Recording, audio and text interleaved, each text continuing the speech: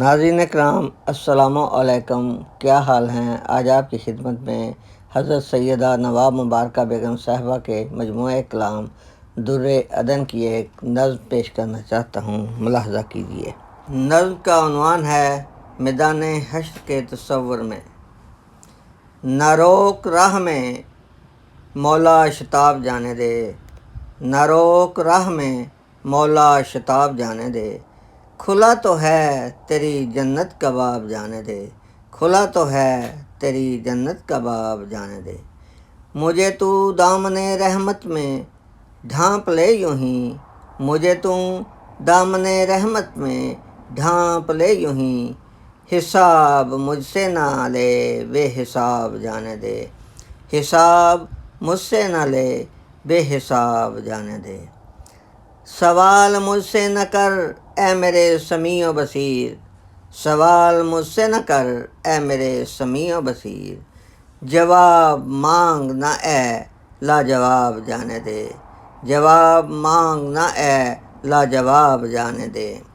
میرے گناہ تیری بخشش سے بھر نہیں سکتے، میرے گناہ تیری بخشش سے بھر نہیں سکتے، تیرے نثار حساب و کتاب جانے دے، تیرے نثار حساب و کتاب جانے دے۔ تجھے قسم تیرے ستار نام کی پیارے، تجھے قسم تیرے ستار نام کی پیارے، بروئے حشر سوال و جواب جانے دے، بروئے حشر سوال و جواب جانے دے۔